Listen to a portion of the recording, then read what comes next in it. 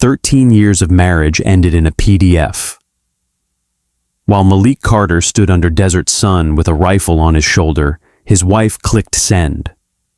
The subject line read, "Let's handle this like adults." By the time he opened the email, their accounts were empty.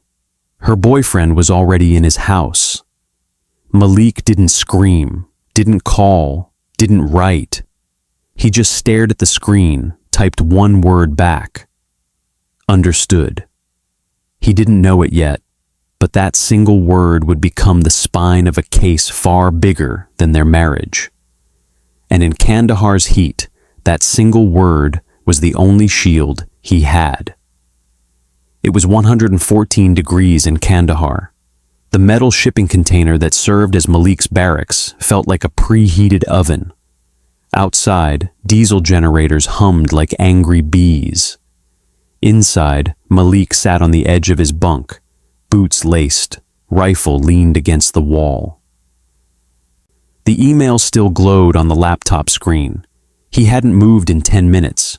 Staff Sergeant Malik Deshaun Carter, 42, 82nd Airborne. His father sorted mail. His grandfather carried an M16 in '68. Malik carried both their weight every time he re-upped. He knew how to spot an ambush. He just hadn't expected one to come through Outlook. The knock came soft. 2 taps. Andre tapped the doorframe, casting a long shadow across the bunk. "Yo, Carter, you good?"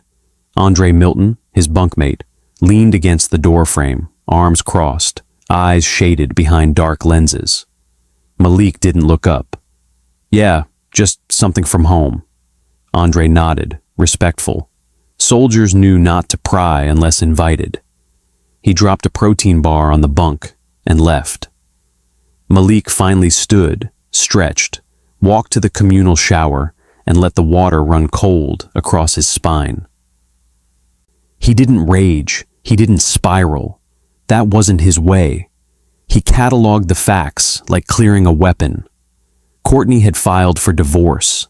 The accounts were empty. Her boyfriend, Calvin Ross, was living in Malik's house in Spokane. 3 lines. Each one landed like a round fired. He dried off, dressed, and went to his shift.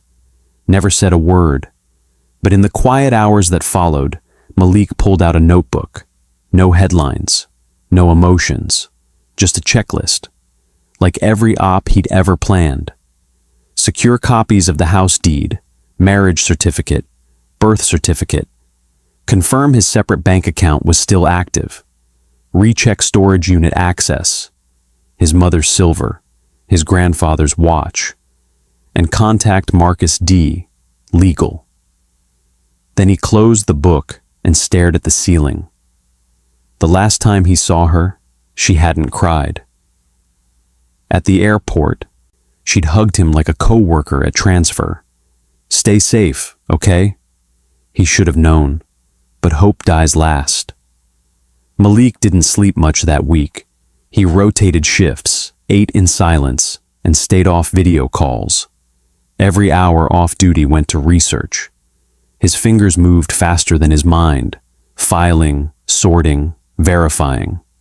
He knew the rhythm of preparation like he knew the rattle of his M4. He called his bank using a secure line from the communications tent. No small talk. He gave them his access code, confirmed the last transaction.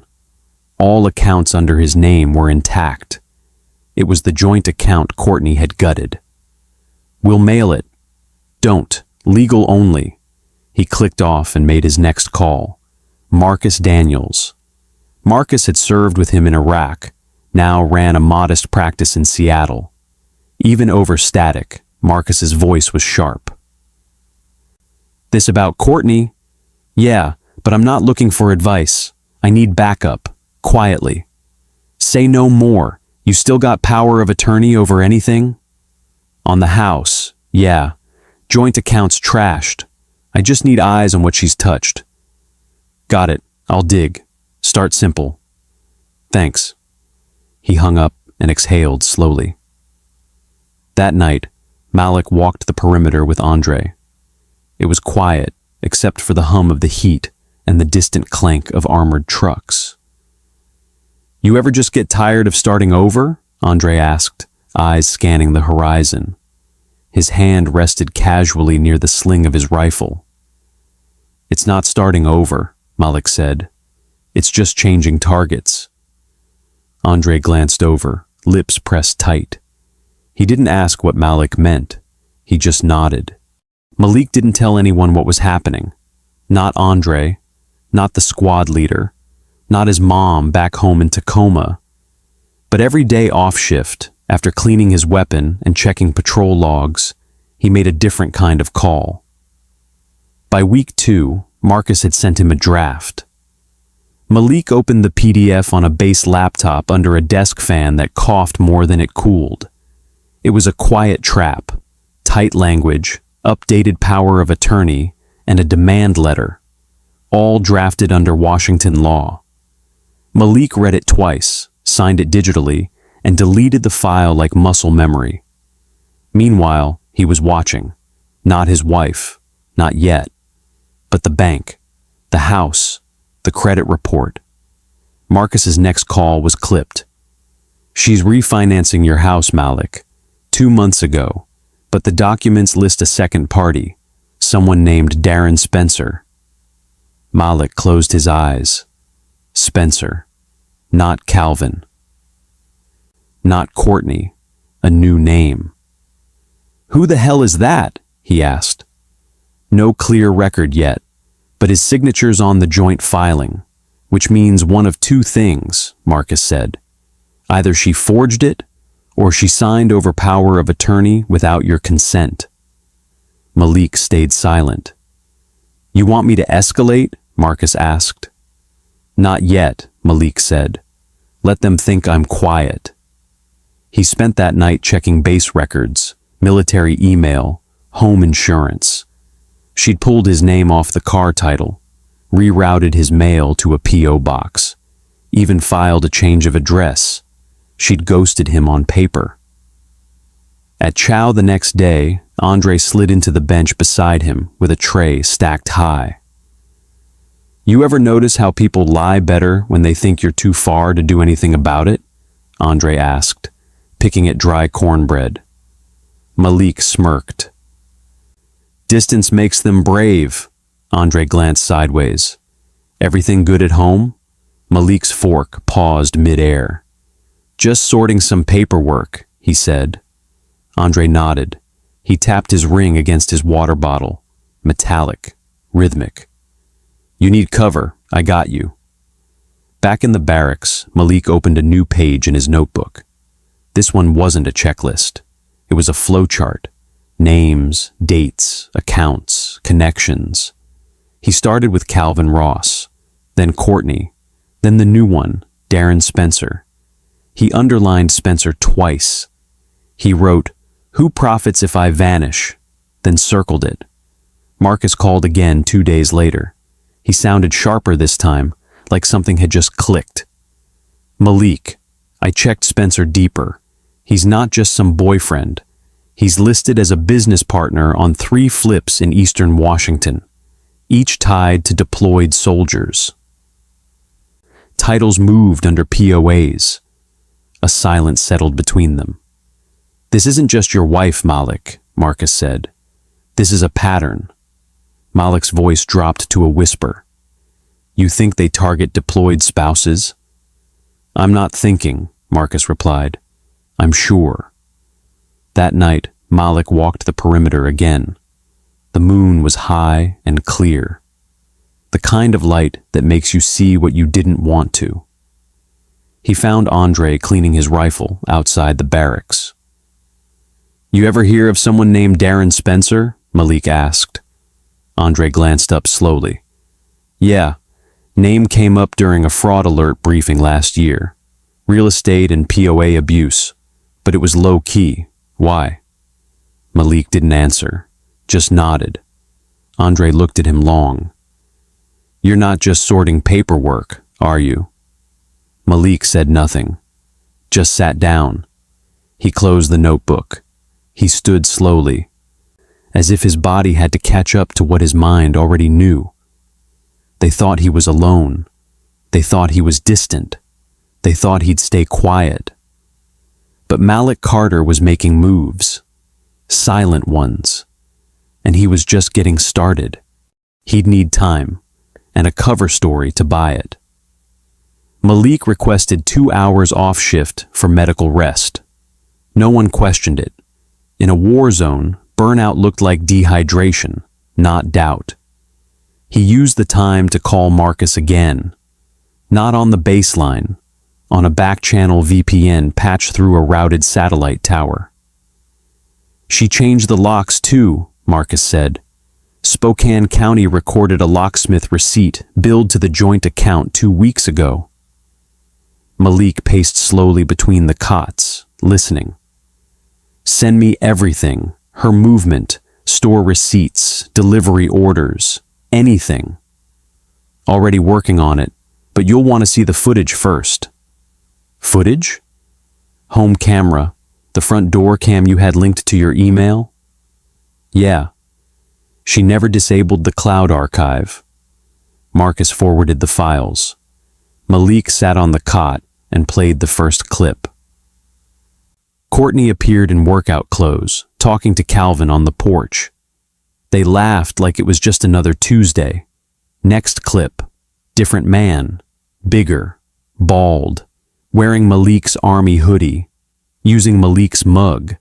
Entering Malik's house. No key, just a code. He moved like he belonged. Malik watched him sit, grab the remote, and toss his boots off like it was his home. Then Courtney walked in behind him. They kissed.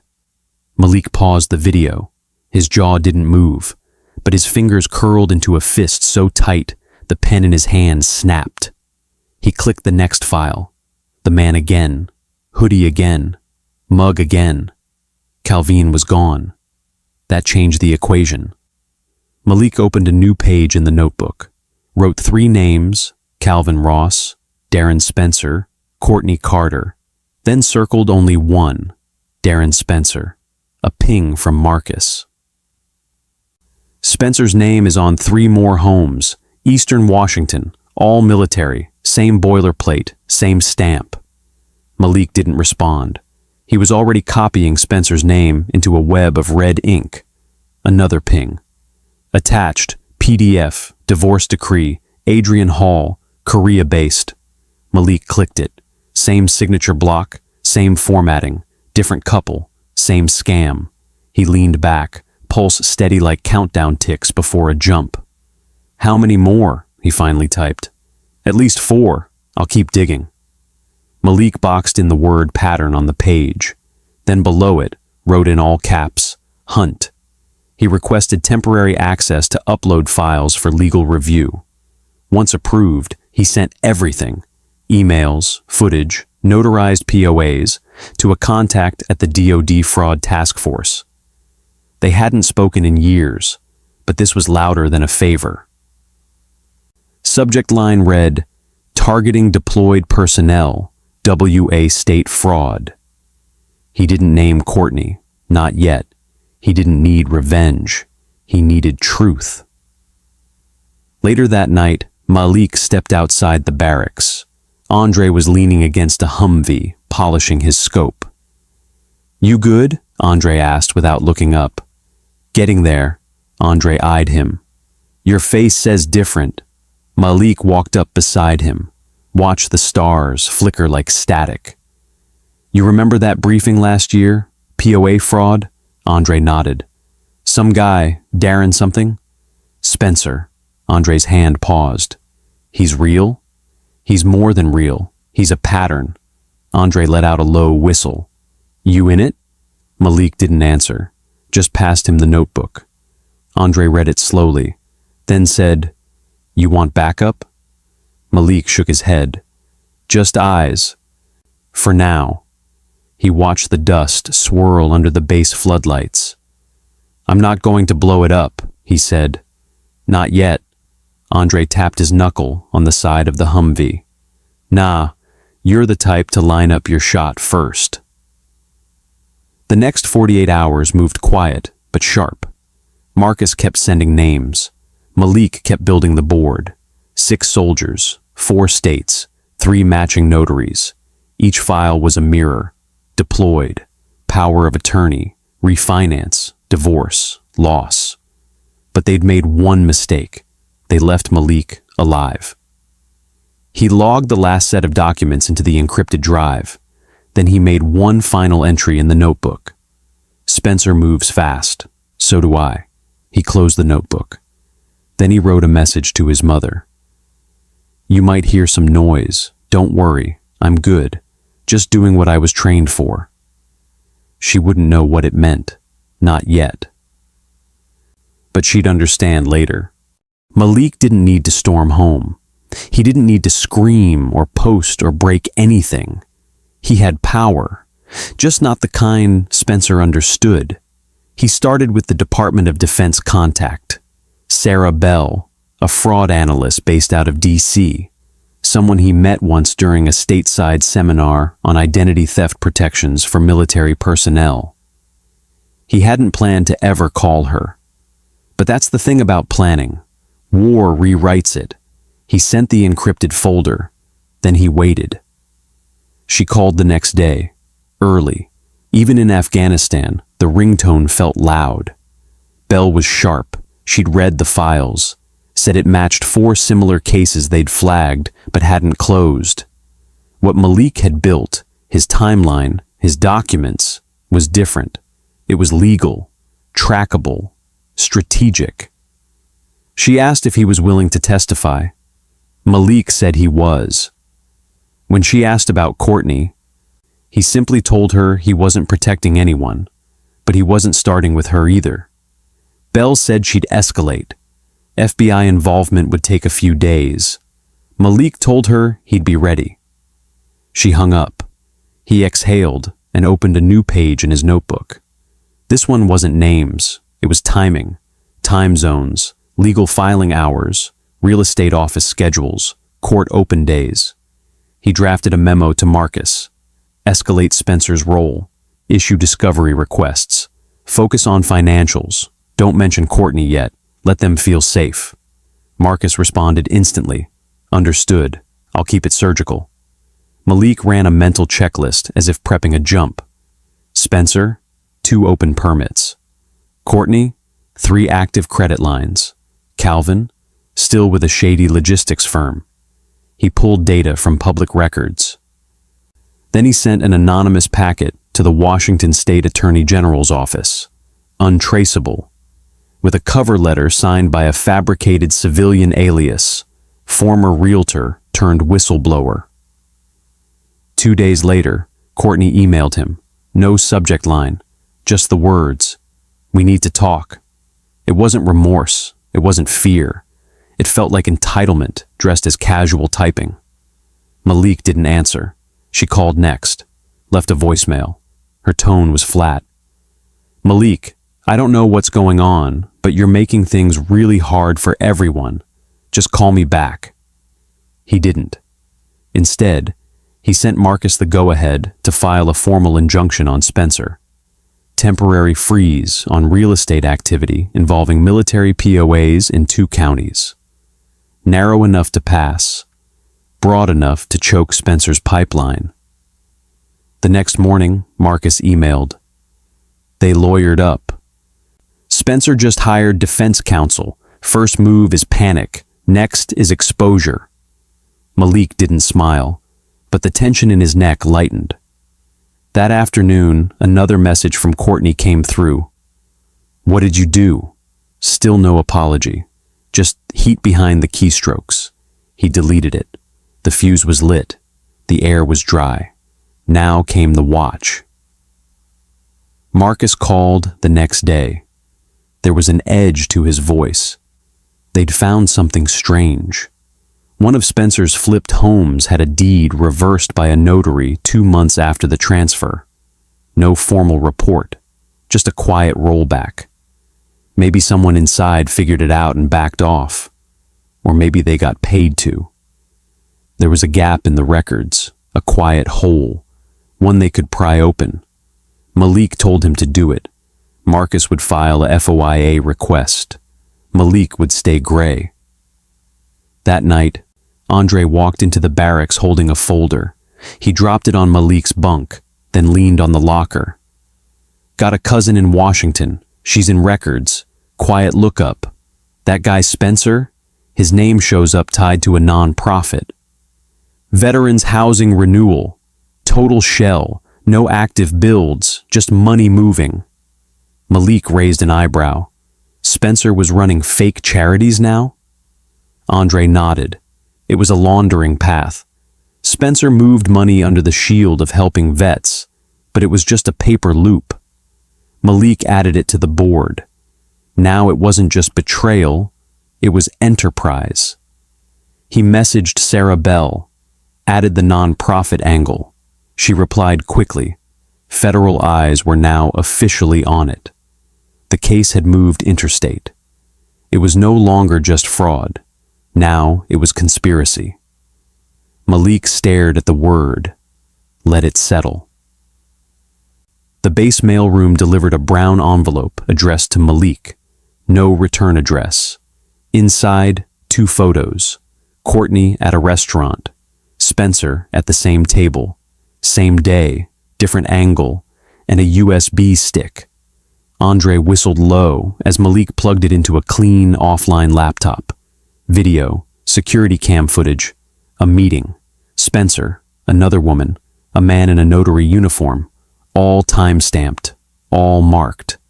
Andre muttered, "Someone's feeding you real intel." Malik nodded, which meant someone else wanted Spencer down. He burned the contents to a secure disk and hand-mailed it back to Bell. The fuse wasn't burning anymore. Now, it was close. Malik sent a final encrypted summary to Marcus. I want the subpoenas ready before I land stateside. Spencer, Ross, Courtney, in that order. We start civil. Let the feds choose criminal after. Marcus agreed. 3 days later, Malik got final clearance to rotate home early. His last night on base was silent. No goodbyes. Just the zipped duffel, clean boots, and one final patrol walk under the stars. He passed Andre. Andre nodded. You good?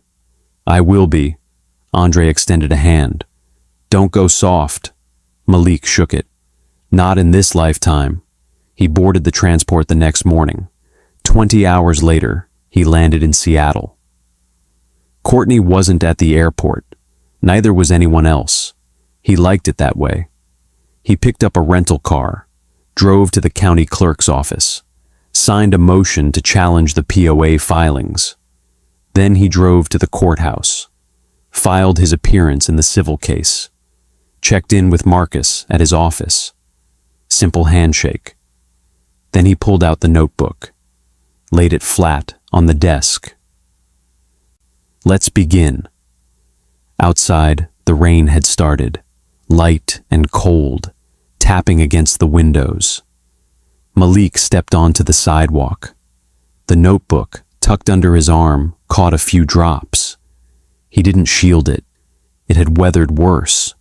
The courthouse lobby smelled like old paper and lemon polish.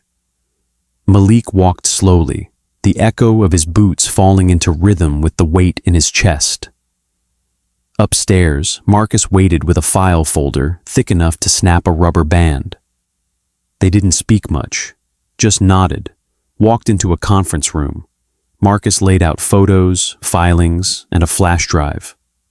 Malik leaned over the table, scanned a new name highlighted in yellow. Delaney, Eric, Sergeant First Class. Lost his house while stationed in Ramstein, Marcus said. Power of attorney was misused. Same notary, same fake witness, same closing firm Spencer used. Malik didn't need to ask. Marcus added, cash sale. Buyer never moved in. Property flipped twice within 4 months. Profited 38 grand. Spencer's firm brokered both sales. The pattern wasn't just holding. It was deepening. They folded Delaney's paperwork into the file. Malik glanced at the photos. empty house, foreclosure notice pinned on the door, one baby stroller left behind. Courtroom minutes later, Marcus filed motions to freeze Spencer's firm assets and subpoena email metadata. The judge approved. Across the street, Malik bought a burner phone, registered a pseudonym. He logged onto 3 military spouse forums, created short, blunt posts. Check your POAs, check the notary. Spencer and Calvin Ross are flipping homes under your names. If it happened to me, it could happen to you. By nightfall, he had 8 replies, 2 in the same county. One used the same title company. Malik didn't reply. He just saved the screenshots. Marcus called the next morning. Got something off the joint bank server. Archive retrieval. One deleted email. He read it aloud. Subject: can we fast track this? Body: Malik's deployment is secure through May. If we list now, I can get him to sign anything through DocuSign. Calvin's getting nervous, but I told him we're almost there. Malik didn't say anything. Marcus added quietly, it was Courtney's account, sent to Spencer, 2 weeks before the refinance. Malik sat down. The room was too quiet. He told himself maybe she got swept up, maybe she was used. But that sentence, Calvin's getting nervous, wasn't naive. It was managerial. She wasn't a bystander. She was running point. He closed his eyes, let the silence hold, then wrote one word across a fresh notebook page: complicit. And the next day, Marcus received a call from a contact in the fraud division. Not official, just curiosity. Tell your client someone's looking, quietly. They didn't say FBI, but they didn't have to. Malik took that as signal enough. He started backtracking Spencer's firm filings, found 3 LLCs registered to shell entities, same PO boxes, same signatories. Then, in a deep thread, buried in a Form 1099 submission, one name appeared again: Courtney R. Carter, listed as a consultant, paid $6,200. Malik circled it. He didn't call her, didn't email, didn't threaten. Instead, he compiled the file, named it Broken Vow, Active Leads. He sent it to Sarah Bell with a short message. For federal review, full evidence chain enclosed. Her reply was brief. Received. Will act accordingly. Keep distance. Maintain posture. He read it twice, folded the screen down. That weekend, Malik drove to a quiet diner outside Olympia. Sergeant Delaney waited in a corner booth, tall, older, shoulders rounded like a man who'd been carrying too many regrets. They shook hands. Delaney's voice was calm. They got me while I was in Germany. Wife said she was handling paperwork. I trusted her. By the time I came back, we were divorced, and my house was gone. Malik listened, said little. Delaney slid a photo across the table. They left my kids' drawings in the trash. Malik tucked the photo into his file, promised to keep him updated. Delaney paused before standing. You're not just fighting for you, are you? Malik said. No, not anymore. Marcus secured a hearing to force document production from Spencer's firm. Discovery deadline, 2 weeks. That afternoon, Courtney called. No voicemail this time, just rang twice, then hung up. Then came a text. Please, I didn't know it would go this far. Malik stared at the screen. Her words were gray. No punctuation. No clarity. He deleted the message. He printed everything. Brought it to Marcus's office. The receptionist whispered, They sent someone. FBI badge. Asked for your file. Marcus came out, already mid-call. Handed Malik a sheet. Notice of case interest. Federal review under Title 18. It wasn't an indictment, but it was the first real move. Malik stepped outside. The city felt colder. He opened the notebook, flipped through, crossed out one name, underlined another, then added 3 new entries. Delaney, anonymous forum replies. Title 18. The predators were now visible, and Malik Carter had just put a target on their map. Federal Building, downtown Seattle, gray walls, metal detector hum, a silence that felt armored. Malik waited on a bench outside room 422. The door opened. Agent Patel stepped out first. Slim, crisp, motion calm as breath. Always looked like she saw 3 moves ahead. Behind her, Agent Donovan, looser, older, with a tired posture and the dry sarcasm of someone who'd seen too many lies and filled too many reports. "Mr. Carter," Patel said, "we appreciate you coming in." Inside the room, just a long table, 2 laptops, and a box of case files. Patel got to the point. "Your file helped us connect patterns. What you built. It's the spine of what we're moving on." Donovan added, "You gave us what we didn't have. Names, timestamps, motive, and receipts." Malik nodded once. Just doing what needed to be done. They asked him to walk through his timeline. He did. Clean, no filler, just memory and motive. Patel closed her laptop halfway. "Spencer's firm is now under formal review. Calvin Ross, flagged. Courtney," she paused. "Her trail's active." Malik said nothing. Patel continued, "We want to alert bases. Get ahead of this. Your insight could prevent the next case." Malik pulled out a USB. Templates, warning signs, message drafts. Donovan raised a brow. "You sure you're not bureau?" Malik replied, "I'm a soldier who had enough." He became a temporary consultant. Limited badge, real reach. He joined planning sessions, quiet rooms, long nights.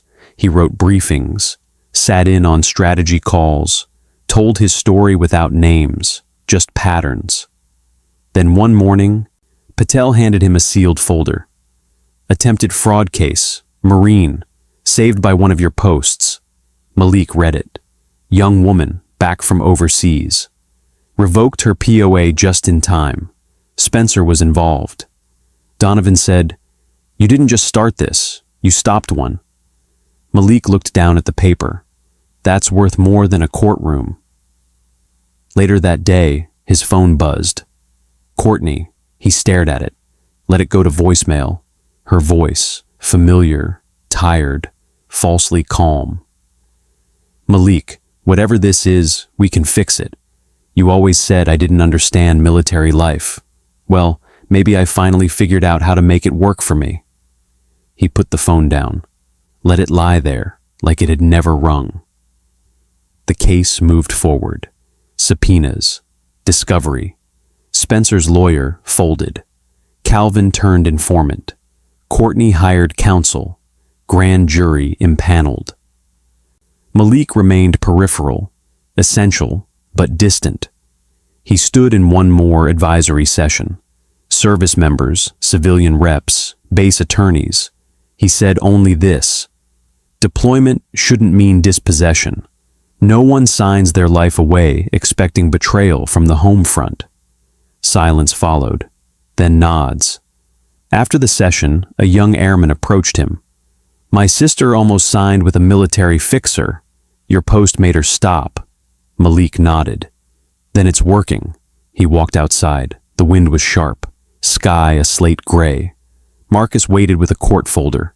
Final filings. Motion to sever assets. Reverse liens. Clear Malik's record. Approved. Done. Outside, rain tapped gently. Malik walked slowly, notebook in hand.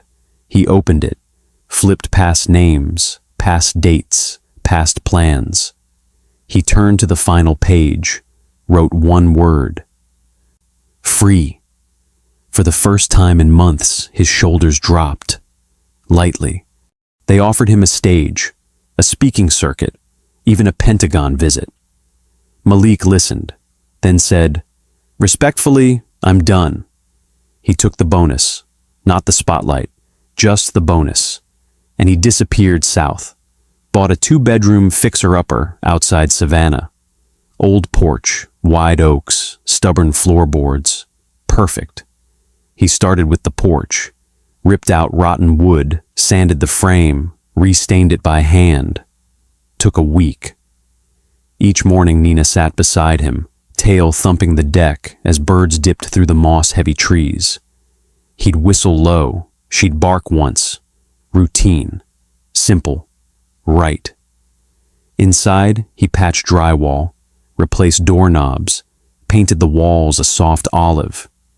He chose the color because it felt like calm. The only things he hung on the wall were a photo of his old platoon and one framed email. Black text on white. Subject: let's handle this like adults. Response: understood. He walked Nina every morning at 6 E's, Labrador mix, rescue, called her Nina. They'd circle down toward the river, a narrow bank tucked behind cotton fields. She'd splash at minnows. Malik would sit on a worn bench with a travel mug and a quiet view. The leash wrapped in his hand felt steadier than any rifle ever had. He still tracked headlines sometimes. The fraud ring folded. Spencer faced charges. Courtney took a plea. Calvin vanished. But Malik didn't follow the trials. He didn't need to. He built slow things now. Fixed porch rails, repaired fences, helped Marcus launch Check the Fine Print, a traveling legal clinic for military families. At one workshop in Fort Bragg, a young Army private leaned in and whispered, "So it's true? Even if you love them, don't sign unless it's legal?" Malik met his eyes. "Especially if you love them," he said. "There's no rank above your name on paper." The soldier nodded, wide-eyed. That moment stayed with him longer than the applause. Sometimes young service members asked him how he stayed calm. He'd shrug, then maybe say, "Control isn't loud, it's clean." He meant it, every word. He didn't hate Courtney, didn't excuse her either. He just accepted what was. There were no more threats, no more emails, no more checks to flag, just dust on the windowsill, pine needles in the yard, paint under his nails, and a man who answered betrayal with a checklist, not a flame. Some nights, he opened the old notebook, saw names like Spencer, Ross, Courtney. Under Courtney's, there were dates, quotes. One line that just read, "If we list now, I can get him to sign anything." He stared at that line the longest. Then he turned to the final page. Blank. He left it that way. He was never a hero, never claimed to be, but he had his name, and he had peace. The notebook stayed in a drawer. Blank now, that was enough. The envelope was hand-addressed. No return name, just a military base and unit number in Florida. Malik opened it slowly, seated on his front steps, Nina curled beside him. Inside was a single sheet of lined paper, creased twice, the penmanship uneven. "Sergeant Carter, you don't know me, but my wife followed your story online. When she showed me, I almost laughed. Thought it was just internet drama. But then I listened. Really listened. We tore up a power of attorney we were about to file, and got counseling instead. You saved my marriage. You saved my name. Thank you." Malik read the letter twice, then folded it neatly, carried it inside, and slid it into the back of his old notebook. The same one that once held names, dates, betrayal. Now it held something else. Nina nudged his leg. He scratched behind her ears. The light breeze rustled the live oaks. Courtney had been indicted the week before. Calvin was already in custody. Spencer had turned himself in, trying to bargain. Local news called it the deployment scam. Headlines ran for weeks. The Army launched a full internal audit. Power of attorney policies were tightened. Education required at every base. Malik hadn't watched the press conferences. He already knew how it ended. That morning, he fixed the mailbox, tightened the post, painted it black. Then he repainted the shutters, a deep, quiet blue. The kind you have to stand close to appreciate. He grilled chicken that night, alone, with fresh rosemary from the yard. Ate it on the back porch with a cold drink and Nina at his feet. No music, just cicadas and dusk. The youth center was packed that Saturday. Teens in hoodies. Single moms with toddlers. A few veterans near the back. Malik didn't plan to say much, but when the mic passed to him, he cleared his throat. Discipline isn't about punishment, he said. It's about protection, not just for you, for your name, for your people, for what you leave behind. He stepped back. The room was quiet, the kind of quiet where every word lingers. A boy in the second row nodded slowly, gripping his backpack. A mother in the corner held her child's hand a little tighter. Marcus nodded from the edge of the stage. That night, Malik sat on the porch with Nina again. The wood under his feet was solid now, porch rails straight, shutters gleaming. His wristwatch ticked, slow, certain. The porch light was on, not for anyone coming, just because it felt right. He never fired a shot, but he didn't need to. That's how you win. What would you have done in Malik's place? Betrayal can break you, or build your next mission. If you've ever had to rebuild your life after someone blindsided you, drop your story in the comments. And remember, protecting your peace doesn't always need noise. Sometimes just walking away is the loudest thing you can do. If this story held you, if it made you think or feel something real, don't let it end here. Hit subscribe so you don't miss the next story. Tap like if you want more voices to find it, and share it with someone who needs to hear it. Your support keeps these stories alive.